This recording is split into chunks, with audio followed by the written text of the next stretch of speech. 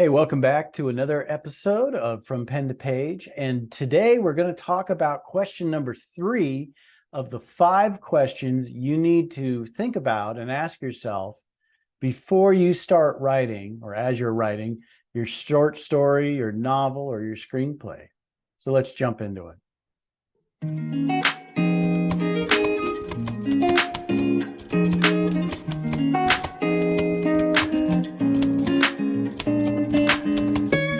All right, question 3, and that is, who is your protagonist? Now, you probably already know a protagonist is the main character of the story, right?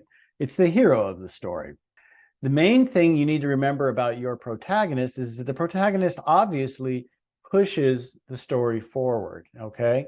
Every decision that protagonist makes leads on to the next action or the next sequence of actions in your story.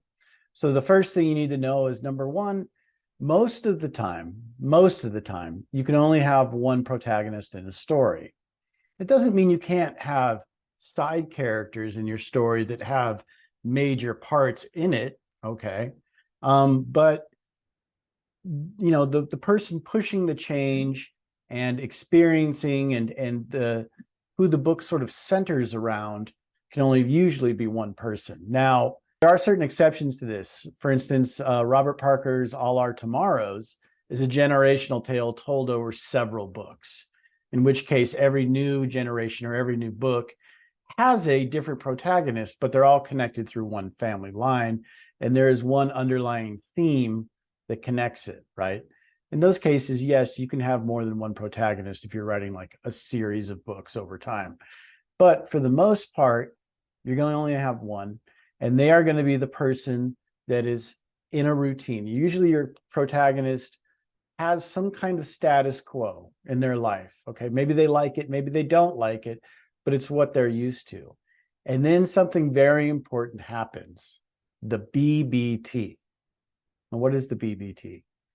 It's my shorthand for the big bad thing. The big bad thing happens to your protagonist and makes them have to change, takes them out of their comfort zone and forces them to act. Okay? Now, that big bad thing is basically your antagonist, which could be a person, or an antagonistic force like a disease, or, you know, some kind of world-changing or life-changing event. But that antagonistic force, that BBT, the big bad thing, is what spurns your hero from staying in the status quo everyday life to going out on this adventure, or going out and figuring out who they are, or going out and forcing them to change their world and themselves at the same time. What usually happens with your hero when the BBT hits them is they are a victim. Somehow they are a victim to it. They don't see it coming, and it throws their world upside down. Okay. Again, could be a person, could be a disease, it could be a mystery, it could be any life-changing experience, but it has to be big enough and strong enough to carry your reader's interests for however 100 many, you know, if it's like the 300-page novel, it's got to be a big deal. Now, can the protagonist be a victim again? Technically, no, but they can be stressed. They can be in life-threatening situations. They can be stressed out. They can be in emotional distress. They can be in physical distress.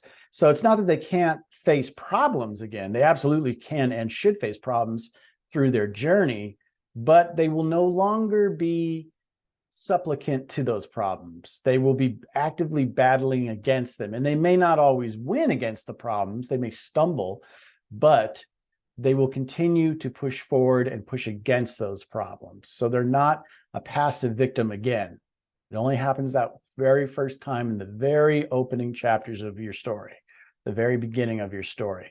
And from that point on, they are going kind of up a slope of challenges. Some of those will be external challenges, people, situations, problems they have to face. But throughout these challenges, they will also come to new understandings about themselves, and they should have internal challenges. So what I like to think about with the protagonist is change, right? For instance, let's look at a couple of books here. Okay, so Robert Louis Stevenson's, okay, Treasure, can I make that show up? There we go. Robert Louis Stevenson's Treasure Island, all right? So Jim is a boy, he's in his world, right? And he decides he finds this map, right? He gets this map of an island with an amazing treasure on it. That's his inciting incident, right? And someone's hunting for the map, right?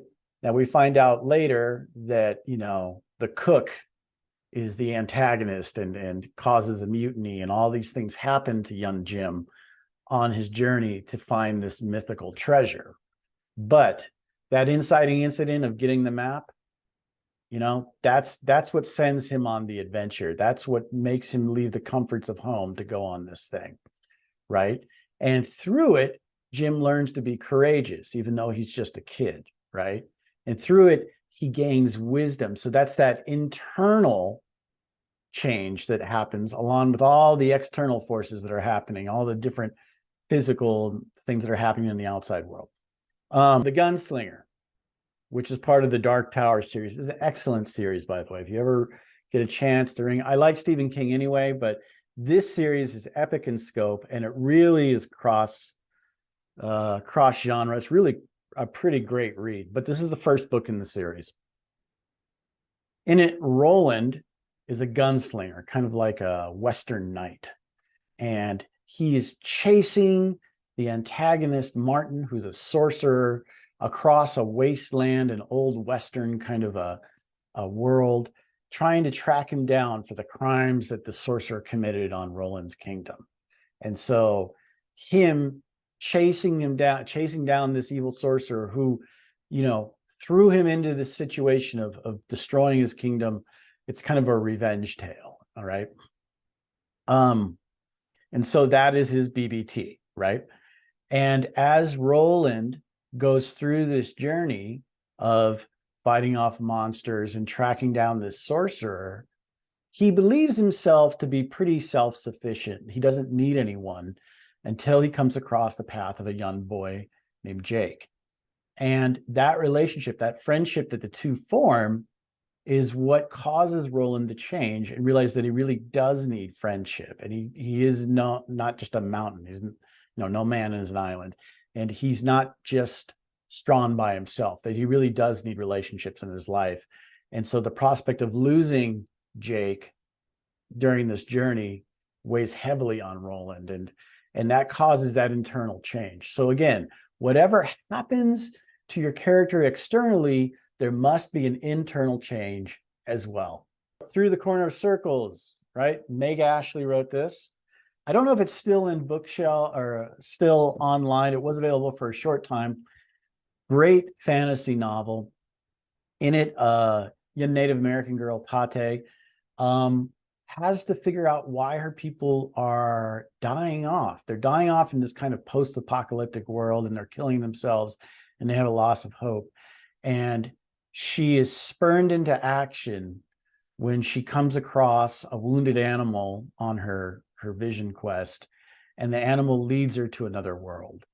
And so she's thrown into this new world where she has to fight to survive. And in the process of doing so, she's able to find some kind of answer to save her people's lives in her world. Great novel. So why is all this important? We talk about change. We talk about the big bad thing. We talk about more inciting incident. Why is it important? Because it shows who your protagonist is. Now, in the past, I've said this before, you can't just tell your readers who your characters are. You can't just say they were a good person, or they had honor, or they were an evil person, or they were deceptive, or they had a funny personality, or whatever. You've got to show it. You can't tell it, you've got to show it.